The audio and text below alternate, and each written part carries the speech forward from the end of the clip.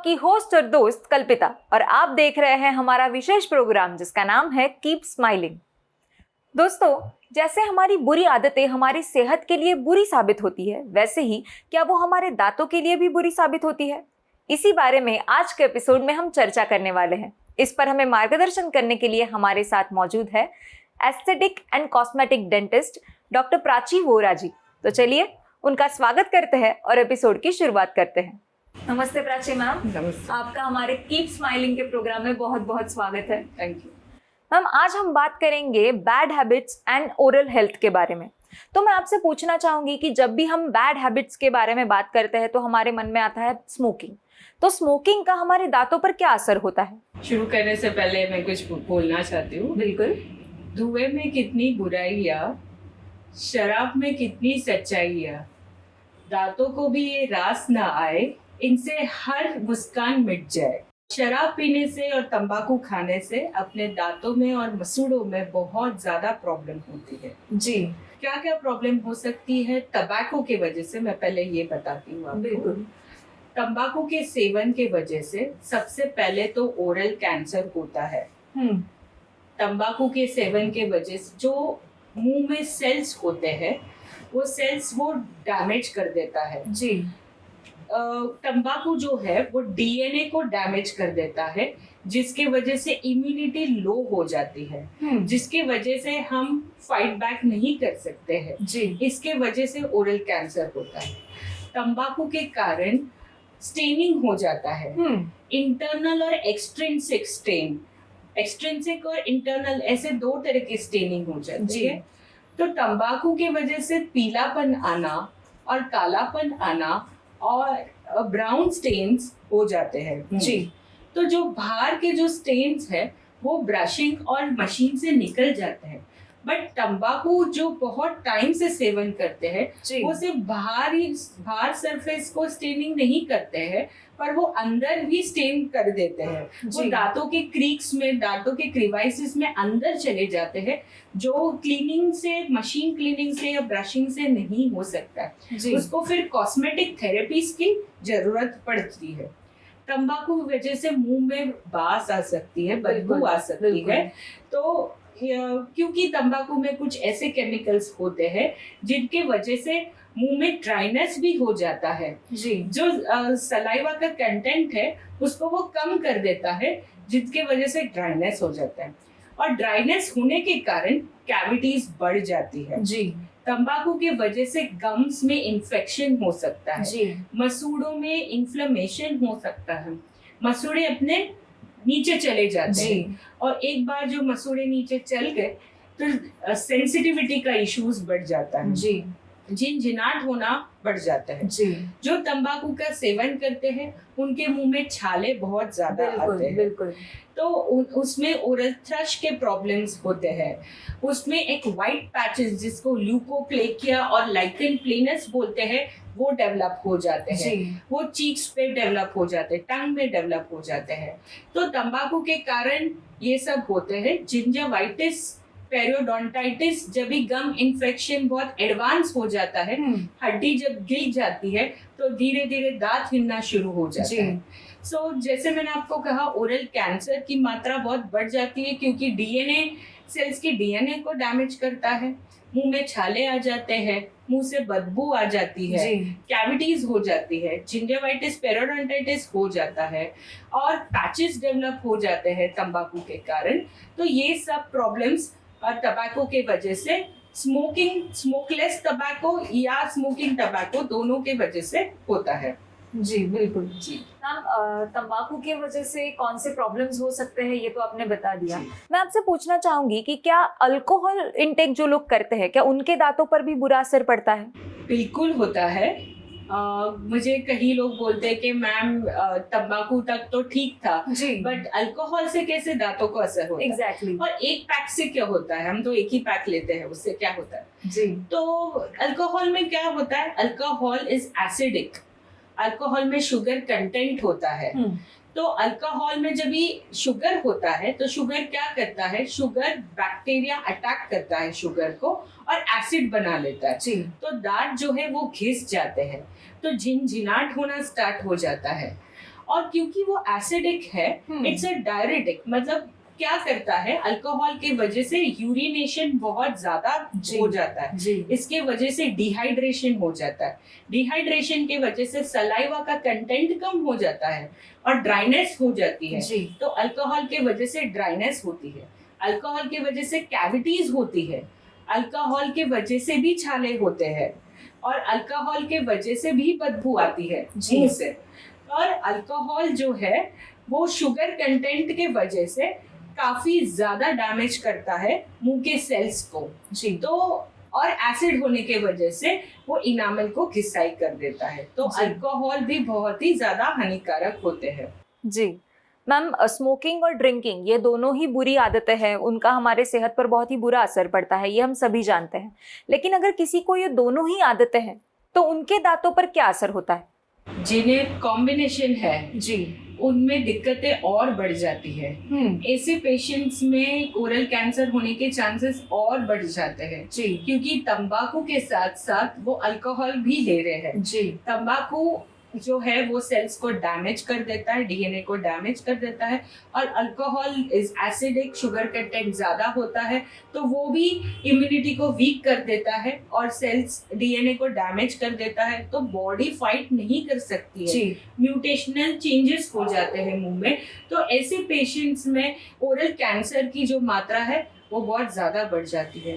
सभी लोग picture cinema में जाते हैं, पिक्चर देखते हैं, उससे सबसे पहले लिखा रहता है smoking is injurious to health, alcohol consumption is hazardous to health. और फिर क्या दिखाया जाता है, फिर एक लेडी दिखाया जाता है, एक जेंट्स दिखाया जाता है जिसका आधा कटा हुआ जबान होती है और आधी कटी हुई जबड़ा होता है। ये सब देख के डर नहीं लगता है, क्योंकि ये सब ओरल कैंसर के लास्ट स्टेज का नतीजा है जी। आई एम श्योर सबको डर लगता होगा कि आगे कटी हुई जीभ और वो जबड़ा देख के तो वो स्टेज तक ना पहुंचे।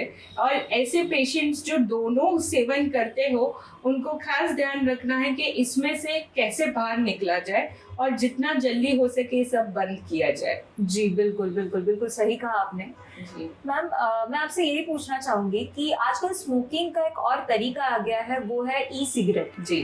तो लोग कहते हैं कि उसका कोई बुरा असर नहीं होता, तो क्या उसका हमारे दांतों पर सच में कोई बुरा असर नहीं होता? ई सिगरेट में भी निकोटिन होता है जी, ई सिगरेट में भी तार होता है।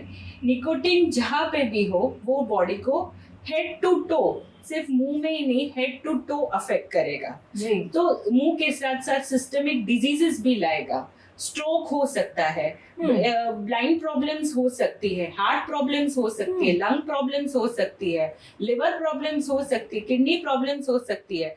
तो ई सिगरेट में भी निकोटिन होता है और वो निकोटिन हमारे दांत को डैमेज कर देता है, स्टेनिंग पकड़ लेता है, जिंजरवाइटिस, पेरोडोंटाइटिस जैसे प्रॉब्लम हो जाते हैं और आखिर में ओरल कैंसर भी हो सकता है। तो जिसमें भी निकोटिन हो वो नहीं चलेगा। E cigarette also has nicotine जी।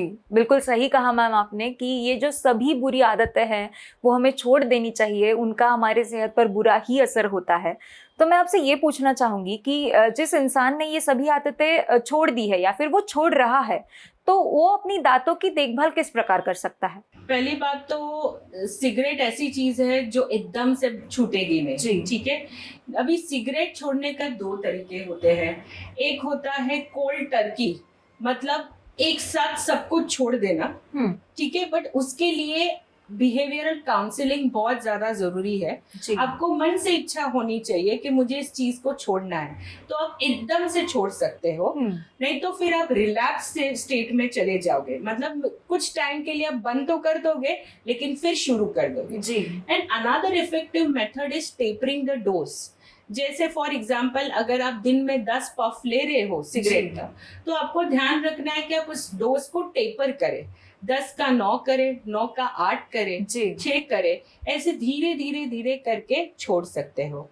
और जैसे आप छोड़ोगे पहले तो कुछ घंटों के लिए उसके कुछ साइड इफेक्ट्स आपको देखने मिलेंगे, जैसे कि ब्लड प्रेशर राइज हो जाता है, निकोटीन बॉडी में से निकलता है, इरिटेशन बहुत बढ़ जाती है, कार्बन मोनोऑक्साइड निकल जाता है, ऑक्सीजन लेवल जो है वो ऑक्सीजन लेवल ड्रॉप हो जाता है और फिर धीरे धीरे नॉर्मलाइज होता है। तो कुछ घंटे पहले ये होता है, उसके बाद कुछ दिनों के बाद धीरे धीरे आपके लंग्स, आपका ब्लड सर्कुलेशन अच्छा होने लगता है।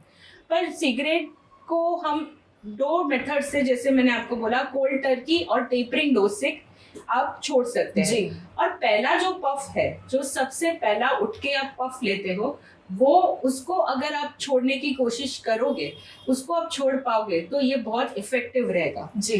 क्योंकि सारा जो पफ्स लेने का जो समय रहता है वो शेड्यूल्ड रहता है जी। तो सबसे पहले जो फर्स्ट मॉर्निंग में आप पफ लेते हो, उस चीज से आप माइंड से डिस्ट्रैक्ट करो, कुछ जूस पी लो या कुछ म्यूजिक सुन लो, या अपने उस समय को अगर आपने डिस्ट्रैक्ट किया और पुश किया तो आपका पूरा शेड्यूल डिस्टर्ब होगा और टेपरिंग आप फिर आसानी से कर सकते हैं। जी बिल्कुल जी। मैम, अगर किसी इंसान ने ये जो बुरी आदतें हैं वो सभी छोड़ दी है, तो क्या उसके बाद उसके दांतों को जो डैमेज हुआ है, जो समस्याएं हुई हैं, क्या वो ठीक हो सकती है? बिल्कुल ठीक होती है, पर धीरे धीरे ठीक होगी, एकदम से ठीक नहीं होगी। सबसे पहले तो निकोटिन तार के वजह से जो ब्राउन स्टेन्स और ब्लैक स्टेन्स हो जाते हैं, उसको मशीन से हम क्लीनिंग करते हैं और फिर हम एस्थेटिक और कॉस्मेटिक जैसे वीनियरिंग कर सकते हैं, कुछ बॉन्डेड रेजिन्स लगाते हैं, जिसमें कॉस्मेटिक थेरेपीज करते हैं, जिसके वजह से दांतों को ठीक किया जा सकता है। अनदर थिंग इज, छाले आना बंद हो सकते हैं। ओवर द काउंटर्स हम कुछ ट्यूब देते हैं, जेल्स देते हैं और मेडिकेशंस देते हैं, जिसको छाले कम हो सकते हैं। ब्लड सर्कुलेशन आपका अच्छा हो जाता है, मुंह से बदबू आना कम हो जाता है, ड्राइनेस जो मुंह में आपको फील होती है वो कम हो जाता है और इरिटेशन कम हो जाता है, गम्स की स्वेलिंग कम हो जाती है, ब्लीडिंग गम से नहीं आता है और दांत भी आपके धीरे धीरे धीरे मजबूत वापस बैक टू ट्रैक आ जाते हैं। तो बिल्कुल ठीक हो सकते हैं, पर धीरे धीरे होंगे। जी बिल्कुल। मैम, बुरी आदतें हमारे दांतों पर बुरा असर करती है, ये तो हमें पता चल गया, लेकिन मैं आपसे ये पूछना चाहूंगी कि क्या ये आदतें हमारे मसूड़ों पर भी बुरा असर डालती है? जी बिल्कुल होता है, मसूड़ों पे भी होता है जी। और तंबाकू सेवन के वजह से मसूड़े नीचे चले जाते हैं, जिसको जिंजावाइटिस प्रॉब्लम होते हैं, वो हो जाता है, जिंजाइवल रिसेशन होता है, उसके वजह से सेंसेशन बढ़ जाता है, सेंसिटिविटी बढ़ जाता है और जिंजाइवा नीचे जाने के वजह से दांत लूज हो जाता है और हड्डी भी गिलने स्टार्ट होती है। एडवांस स्टेज में पेरियोडोंटाइटिस होती है, जिससे हड्डी गिल जाती है और वो गिरने के चांसेस बढ़ जाता है। तो गम्स में स्वेलिंग होना, गम्स में ब्लीडिंग होना, गम्स नीचे चले जाना, ये तंबाकू और अल्कोहल की वजह से होता है। जी बिल्कुल होता है। मैम, फिर जिन्हें ये बुरी आदतें हैं जी, वो अपनी दांतों की देखभाल किस प्रकार कर सकते हैं? मैं पहले तंबाकू के बारे में बताना चाहती हूँ जी। सबसे पहली बात तो तंबाकू खाना एकदम ही बंद करना चाहिए, in any form, smoke form और स्मोकलेस फॉर्म बंद करना चाहिए। जिसमें गुटखा है, तंबाकू है, जैसे कथई है, ठीक है, कुछ माउथ फ्रेशनर्स है जिसमें सोपारी होते हैं, तो ये सबसे दूर रहना चाहिए जी। तो इन तंबाकू के वजह से जो प्रॉब्लम्स मैंने आपको बताए वो होते हैं, तो सबसे पहले तो ये अवॉइड करना चाहिए। अनदर प्रॉब्लम इज कि ब्रशिंग बहुत ज्यादा इम्पोर्टेंट है, तो क्लीनलीनेस बहुत इम्पोर्टेंट है। तो जो लोग तंबाकू खाते हैं वो ब्रश नहीं करते हैं ठीक से, नाइट ब्रशिंग नहीं करते, फ्लॉसिंग नहीं करते, वो उनको करना है, ठीक है।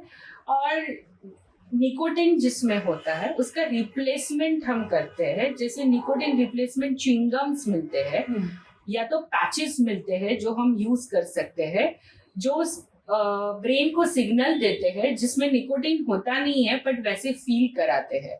तो निकोटिन रिप्लेसमेंट थेरेपीज यूज कर सकते हैं। अच्छा डाइट खाना चाहिए, शुगरी प्रोडक्ट से दूर रहना चाहिए, अल्कोहल में शुगर कंटेंट रहता है उससे दूर रहना से। डिसेंसिटाइजिंग टूथपेस्ट यूज कर सकते हैं, क्योंकि तंबाकू के वजह से और अल्कोहल के वजह से सेंसिटिविटी होता है। डिसेंसिटाइजिंग टूथपेस्ट यूज करें, फ्लोराइड टूथपेस्ट यूज करें। माउथ वॉश जिसमें एंटीबैक्टीरियल प्रॉपर्टीज है, जिसमें क्लोरहेक्सिडिन ग्लूकोनेट हो, वैसे ही माउथ वॉशेस यूज करें, जिससे माउथ वॉश से आपका क्लीनलीनेस हो, फ्रेशनेस बढ़ेगा और सारी स्टेनिंग भी कुछ हद तक क्लीन रहेंगे, निकल जाएगी जी। एवरी 6 मंथ आप डॉक्टर डेंटिस्ट को आके दिखाएं और मुक्ति सेंटर्स है, जैसे टबैको इंटरवेंशन सर्विसेज होती है, वहां पे जाके आपको एक बार काउंसलिंग लेना है, बिहेवियरल काउंसलिंग लेना है। आप डेंटिस्ट को दिखा सकते हैं जो मेंटल काउंसलिंग भी देंगे और फार्माकोलॉजिकल थेरेपीज, ये दोनों कॉम्बिनेशन के साथ साथ ही हम ये दोनों बैड हैबिट्स को दूर कर सकते हैं। सिर्फ एक चीज नहीं, इसमें पूरा एक साइकिल होता है, जैसे कि बिहेवियरल काउंसलिंग होता है, फार्माकोलॉजिकल थेरेपीज होती है, रिप्लेसमेंट थेरेपीज जैसे निकोटिन पैचेस, निकोटिन गम्स वैसे होता है, और एंड में हमें कंटिन्यूअस मोटिवेशन, काउंसलिंग, मोटिवेशन, ये सब हमें करना चाहिए। तो ये सारे प्रिवेंटिव मेजर्स लेने चाहिए। एंड डेफिनेटली जैसे मेरे पास अभी एक हालांकि एक केस आया था जिसमें टंग पे एक छोटा सा बॉयल था, ओके, उनको कुछ सिम्टम्स नहीं थे, कुछ भी नहीं थे, ओके, और ना तो वो गुटखा का सेवन करते थे ना अल्कोहल का सेवन करते थे, बट मुंह पे एक छोटा सा बॉयल आ गया था। जब भी मैंने वो देखा तभी मुझे सस्पिशियस लीजन लगा। उसके लिए मैंने बायोप्सी पे भेजा और उसमें पता चला कि ये तो एडवांस स्टेज कैंसर निकला है। तो क्यों 6-6 महीने में डेंटिस्ट को दिखाना चाहिए, क्योंकि कुछ चीजें आप खुद से डिटेक्ट नहीं कर पाते। तो वो डेंटिस्ट के पास जाएंगे तो वो डिटेक्शन करेंगे। और ओरल कैंसर अगर हो जाए, रेडिएशन, कीमोथेरेपी, ये सब करना पड़ता है। और रेडिएशन के बाद दांत बहुत कमजोर हो जाता है तो कॉस्मेटिक ट्रीटमेंट करनी पड़ती है, और कैविटीज भी बढ़ जाती है तंबाकू के कारण और अल्कोहल के कारण। तो फिलिंग से इसको ठीक किया जा सकता है। इसको अगर बहुत एडवांस हो गए तो रूट कैनाल थेरेपी से ठीक किया जा सकता है। तो ये सभी के लिए डेंटिस्ट के पास आना बहुत जरूरी है। 6-6 महीने में दिखाते रहिए। डोज को टेपर किया जाए, या तो फिर कोल्ड टर्की मेथड यूज करो, एक साथ आप छोड़ दीजिए। कांस्टेंट मोटिवेशन और काउंसलिंग की जरूरत है। अच्छा डाइट खाए, माउथ वॉशेस यूज करें, टूथपेस्ट यूज करें, 2 टाइम्स ब्रशिंग यूज करें, और जितना हो सके इस सबसे दूर रहो। बिल्कुल।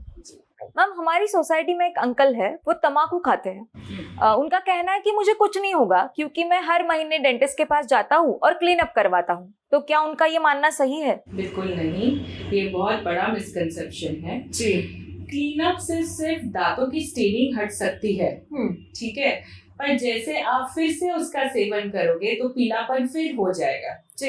तो इसको घड़ी घड़ी कराने से सबसे पहली बात तो दूसरे सारे प्रॉब्लम्स निगलेक्ट नहीं होते, जैसे गम्स इश्यूज है, छाले आना है, ड्राइनेस है, या वाइट पैचेस आना है, फंगल इन्फेक्शंस आना है, ये सारा निगलेक्ट, ये सारा रूल आउट नहीं होता है। क्लीनिंग से सिर्फ आपका स्टेनिंग निकल सकता है, और वो भी टेम्पररी निकलेगा। आप ये फिर सेवन करोगे फिर से शुरू हो जाएगा, तो इसका कोई मतलब बनता है नहीं। इसका परमानेंट सोल्यूशन नहीं है, सिर्फ टेम्पररी सोल्यूशन है। और उसमें भी दूसरी सारी प्रॉब्लम्स निगलेक्ट नहीं होती है, रूल आउट नहीं होती है। तो temporary solution, temporary cosmetic bright smile के लिए क्लीनिंग ठीक है, पर जैसे ही फिर से ये हैबिट का कंटिन्यूएशन होगा वो फिर से खराब हो जाएगा, और ये रिपीटेटिव कराना पड़ेगा, और दूसरे प्रॉब्लम्स रूल आउट नहीं होंगे। जी, बिल्कुल सही कहा मैम आपने। मैं चाहूंगी कि जाते जाते आप हमारे दर्शकों को कुछ मार्गदर्शन करें, कुछ टिप्स दें। जी बिल्कुल। सबसे पहले तो मैं सभी को हाथ जोड़ के नम्र विनंती करती हूँ कि धूम्रपान ना करें, अल्कोहल का सेवन ना करें, इससे जितना बच सकते हैं बचिए। डिस्ट्रैक्ट करें अपने माइंड को।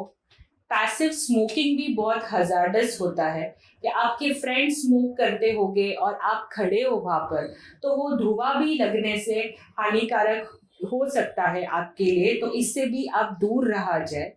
अच्छा खान पान करें, अच्छा डाइट ले, ठीक है, और तंबाकू खाने से कैंसर जैसी बहुत ही खतरनाक बीमारियां हो सकती है। तो तंबाकू का सेवन जो बहुत टाइम से करते हैं उनको कंटिन्यूअस डेंटिस्ट को दिखाना चाहिए, हर 3 महीने में और 6 महीने में दिखाना चाहिए।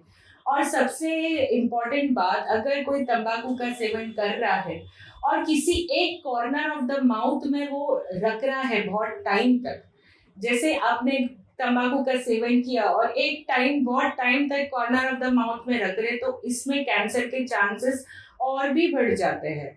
ठीक है, तो वो भी आपको नहीं करना है। और स्मोकिंग का डोज टेपर करिए और 2 टाइम ब्रशिंग कीजिए, माउथ वॉशेस का यूज कीजिए, फ्लॉसिंग करें। और behavioural counselling is very important in tobacco and alcohol users. तो भी उसमें हम मेंटल काउंसलिंग करते हैं, कुछ फार्माकोथेरेपीज देते हैं। और जो तंबाकू खाते हैं वो निकोटिन रिप्लेसमेंट थेरेपीज यूज करें, जैसे कि च्युइंगम्स खा सकते हैं, पैचेस लगा सकते हैं। उसके लिए आप डेंटिस्ट को मिलिए, आपके लिए जो सूटेबल पैकेज होगा, सूटेबल ट्रीटमेंट होगा, वो डिजाइन करके आपको देंगे। और in the and I would say कि दांतों का ध्यान रखने के लिए परमानेंट सोल्यूशन जो है इससे मुक्ति। तो मुक्ति सेंटर्स जो है, जैसे टबैको इंटरवेंशन सेंटर्स है या अल्कोहल मुक्ति सेंटर्स है, उसमें जाके अपने आप को एनरोल करें, टाइम दीजिए और एक्सरसाइज करें, डाइटरी अपना लाइफस्टाइल इंप्रूव कीजिए और इससे दूर रहे। जी, और अंत में बस यही कहूंगी मैं कि दांतों को इतना सफेद रखे कि लोग बोले कि आपके दांतों से जले चांद और तारे। आपके दांतों से भी जलते हैं चांद और तारे, आपके सफेदी में भूल जाए गम हमारे सारे। तो इतना सफेद रखो आप दांतों को और इतने अच्छे से मुस्कुराओ और हेल्दी रहो। Thank you so much ma'am, आपने बहुत ही अच्छी जानकारी दी। आपने अपना कीमती समय निकाला और हमसे बातचीत की, इसके लिए आपका बहुत बहुत शुक्रिया। Thank you so much. I hope I have spread the message everywhere. जी बिल्कुल, थैंक यू। दोस्तों, अब अपनी होस्ट और दोस्त कल्पिता को इजाजत दीजिए। फिर मुलाकात होगी कीप स्माइलिंग के अगले एपिसोड में। तब तक अपना ख्याल रखिए।